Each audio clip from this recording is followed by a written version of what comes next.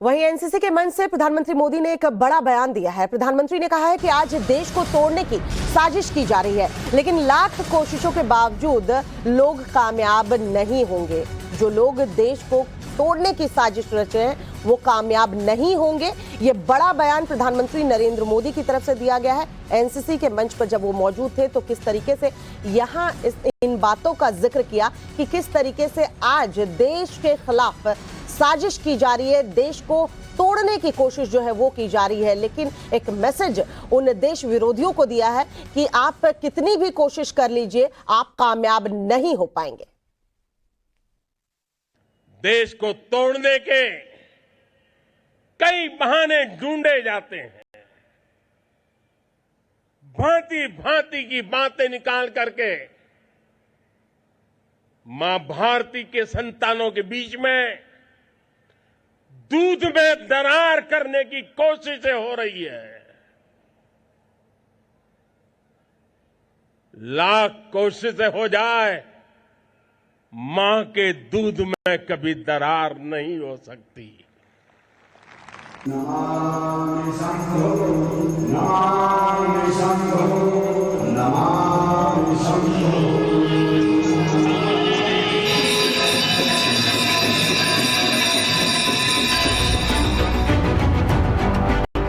भारत अटल है, अजर है, अमर है।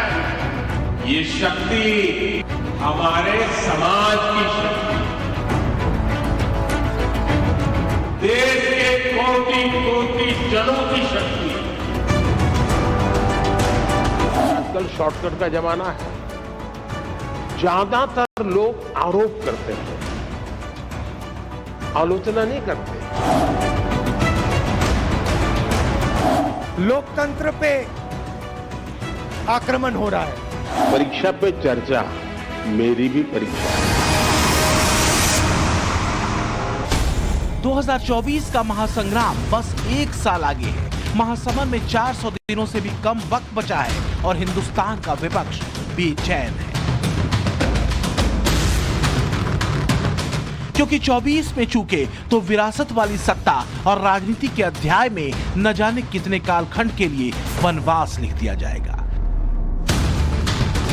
ये लामबंदी देश के भीतर और बाहर दोनों तरफ है। मकसद एक है, लक्ष्य एक है, मंजिल एक। मोदी के खिलाफ तगड़ा चक्रव्यूह, लेकिन विपक्ष का फार्मूला है क्या? 9 साल के सबका साथ सबका विकास के सिद्ध मंत्र की काट आसान नहीं है। आसान नहीं है देश और दुनिया में खींची ब्रांड मोदी की लकीर से बड़ी लकीर खींच पाना, क्योंकि विपक्ष के 70 साल की सत्ता पर मोदी की सबका साथ सबका विकास नीति भारी साबित हो चुकी है। लिहाजा इस बार एक साल पहले विपक्ष ने कुछ नया फॉर्मूला खोजा है, डिवाइड एंड रूल। तो क्या एक तरफ मोदी हैं तो दूसरी तरफ डिवाइड एंड रूल के टॉप फॉर्मूले पर सधे विपक्षी चेहरे? राजनीतिक घटनाएं इत्तेफाकन नहीं घटती और ना ही किसी घटना का सियासी साल में घट जाना संयोग होता है, और खासकर तब तो कतई नहीं जब 24 के समर से पहले इस साल होने वाले 9 राज्यों के विधानसभा चुनाव मोदी की घेरेबंदी के मौके के तौर पर देखे जा रहे हो। जरा पूछिए खुद से कि क्या रामचरितमानस पर हमला अनायास हो गया, या फिर हिंदू धर्म ग्रंथ के बहाने जातीय भावना भड़काना अनायास है, या कि बीबीसी की एक तरफा एजेंडे वाली डॉक्यूमेंट्री पर मचाया गया सियासी शोर भी संयोग है? गुजरात दंगों को फिर से बहस का मुद्दा बना देना संयोग है या प्रयोग? मनुस्मृति को जलाने का क्यों काम किए? इसलिए कि मनुस्मृति में एक बड़े तबका के खिलाफ 85% लोगों के खिलाफ अनेकों गालियां दी गई। रामचरितमानस का क्यों प्रतिरोध हुआ? किस अंश का प्रतिरोध हुआ? अधम जात में विद्या पाए, भयहु जथा ही दूध पिलाए। यानी अधम मतलब होता है नीच। दुनिया के लोगों सुनो, आपके माध्यम से कहना चाहता हूँ, नीच जाति के लोगों को शिक्षा ग्रहण करने का अधिकार नहीं था, और उसमें कहा गया है कि नीच जाति के लोग शिक्षा ग्रहण करके जहरीला हो जाते हैं, जैसा कि सांप दूध पीने के बाद होता है। हम इस सवाल पर मैं इसलिए ये बात कहता हूँ कि इसी चीज को कोट करके बाबा साहब अम्बेडकर ने दुनिया के लोगों को बताया ये जो ग्रंथ हैं नफरत को बोने वाले, एक युग में मनुस्मृति, दूसरे युग में रामचरितमानस और तीसरे युग में गुरु गोवलकर का बंच ऑफ थॉट, ये दुनिया को नफरत, हमारे देश को, समाज को नफरत में बांटती है। नफरत देश को महान नहीं बनाएगा, जब भी कभी महान बनाएगा तो मोहब्बत ही बनाएगा। वो कभी धर्म हमारा हो नहीं सकता। हम लोगों को सजग सावधान करते हैं कि ऐसे ढोंग पाखंड से दूर रहिए जो धर्म के नाम पर हमें गाली देती है। माथा घूम जाएगा अगर एक एक कर सवालों का जवाब तलाशना शुरू करेंगे। फिलहाल 3 तस्वीर आपके लिए तलाश कर लाए हैं हम, जरा देख लीजिए। जम्मू कश्मीर के अवंतीपोरा में राहुल गांधी की भारत जोड़ो यात्रा में धारा 370 हटने के बाद से बिफरी महबूबा मुफ्ती अपनी बेटी के साथ शामिल हुई। पीएम मोदी राजस्थान के मालासेरी डूंगरी पहुंचे, जो गुर्जर समुदाय का एक पवित्र स्थल है। और तीसरी तस्वीर बीबीसी की डॉक्यूमेंट्री देखने के लिए डीयू में हुए बवाल की है। पहली और तीसरी तस्वीर दरअसल मोदी के खिलाफ डिवाइड एंड रूल वाले विपक्षी दांव से जुड़ती है। देखिए, आलोचना करने के लिए बहुत मेहनत करनी पड़ती है, बहुत अध्ययन करना पड़ता है, उसका एनालिसिस करना पड़ता है, कंपैरिजन करनी पड़ती है, भूतकाल देखना पड़ता है, वर्तमान देखना पड़ता है, भविष्य देखना पड़ता है, बड़ी मेहनत करनी पड़ती है, तब जाके आलोचना संभव होती है। तो आखिर क्यों कहा जा रहा है कि मोदी के खिलाफ विपक्ष 2024 के समर से पहले डिवाइड एंड रूल की स्ट्रेटजी पर काम कर रहा है? इसे जरा समझिए। दरअसल पिछले कई चुनाव में यह साबित हो चुका है कि मोदी के सबका साथ सबका विकास मंत्र का तोड़ फिलहाल विपक्ष के पास नहीं है। इस मंत्र ने देश के युवाओं को, हर जाति धर्म के लोगों को, स्टूडेंट्स को, प्रोफेशनल्स को, किसानों और कारोबारियों को पिछले 9 सालों में राष्ट्रवाद के नए सूत्र से जोड़ा है। अब विपक्ष की कोशिश धर्म और जाति की लकीर पर सबका साथ वाली लाइन को तोड़ने की है। ऐसा एमपी हैं राज्यसभा के, जिनकी जिस्म के 6 टुकड़े करके उनको जला दिया गया, जिसके पास कांग्रेस का एक नेता जाकर नहीं मिला, उनको भी नहीं मारे, वो आसमान से लोग आए थे। आजकल शॉर्टकट का जमाना है, ज्यादातर लोग आरोप करते हैं, आलोचना नहीं करते हैं। आरोप और आलोचना के बीच में बहुत बड़ी खाई है। हम आरोपों को आलोचना न समझे। आलोचना तो एक प्रकार से वो न्यूट्रिएंट है जो हमें समृद्ध करता है। आरोप वो चीजें हैं जिसको हमने आरोप लगाने वालों को गंभीरता से लेने की जरूरत नहीं है, समय बर्बाद की जरूरत नहीं है, लेकिन आलोचना को कभी लाइट नहीं लेना चाहिए। दरअसल विपक्ष के डिवाइड एंड रूल फॉर्मूले की एक वजह मुसलमानों में बढ़ती मोदी की एक्सेप्टेबिलिटी भी है। साल 2009 में बीजेपी को 3% मुस्लिम वोट मिले, लेकिन 2014 के चुनाव में नरेंद्र मोदी का चेहरा था और बीजेपी का ये 3% का वोट बैंक सीधे 8% पर पहुंच गया, जो 2019 में भी बीजेपी के पास रहा। तो सवाल यह है कि आखिर जोड़ कौन रहा है और तोड़ कौन रहा है? एक तरफ सबके विकास के लिए खींची गई नई भारत की मौजूदा तस्वीर है, तो दूसरी तरफ नफरती नारे जपती विपक्षी मंडली। कांग्रेस को डर इस बात का सता रहा है कि अगर मुस्लिम इसी तरह मोदी की तरफ बढ़ते रहे तो फिर परिवार की राजनीतिक विरासत को बचा पाना मुश्किल हो जाएगा। तो क्या इसलिए डिवाइड एंड रूल का फार्मूला चल रहा है?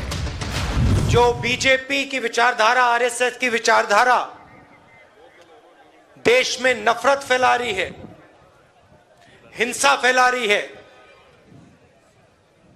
उसके सामने खड़ा होने का है। ये यात्रा संविधान की रक्षा की यात्रा है। ये जो हमारा तिरंगा है, कॉन्स्टिट्यूशन के बिना इस तिरंगे का कोई मतलब नहीं है। राहुल गांधी चले हैं इस मुल्क को जोड़ने के लिए, जो इस मुल्क की विरासत है उसको मजबूत करने के लिए। हम उनको इसके लिए सलाम करते हैं और उन्होंने जुर्रत की, इस वक्त निकल रहे हैं, मुल्क को जोड़ने के लिए निकल रहे हैं। सत्ता के लिए छटपटाते राजनीतिक परिवारों की ये लामबंदी मोदी विरोध के एजेंडे पर कसी गई है। लेकिन सवाल यह है कि धारा 370 हटने के बाद तिरंगा उठाने के लिए शर्त रखने वाली महबूबा मुफ्ती से राहुल गांधी क्या धारा 370 वापस लाने का वादा करेंगे? धर्म जाति के डिवीजन का दांव वास्तव में मोदी के 400 मिशन पर असर डालेगा? भारत अटल है, अजर है, अमर है। ये शक्ति हमारे समाज की शक्ति है,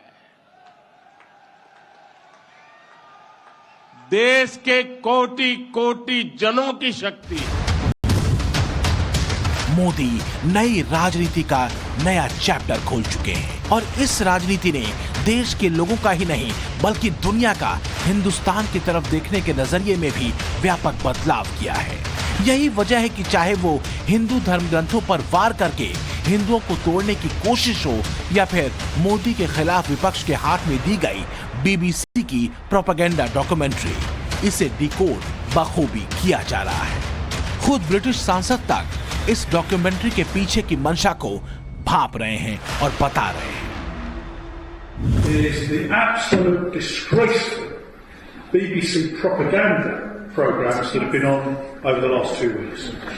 Now, last week we had what could only be described as a hatchet job on Sri Narendra Modi when he was Chief Minister of Gujarat. I don't know, has everyone watched that program?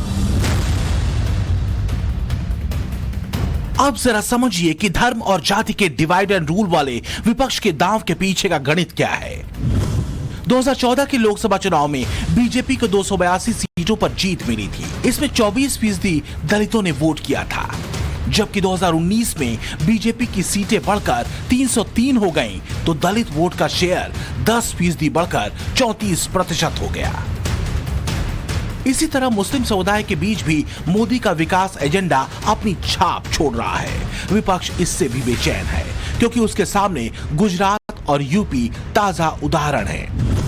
Gujarat में जहां 9.67% मुस्लिम आबादी है, वहां 14% मुस्लिमों ने BJP को vote किया, तो वहीं यूपी में 19% मुस्लिम आबादी में से 8% मुस्लिमों ने बीजेपी के पक्ष में वोट डाला।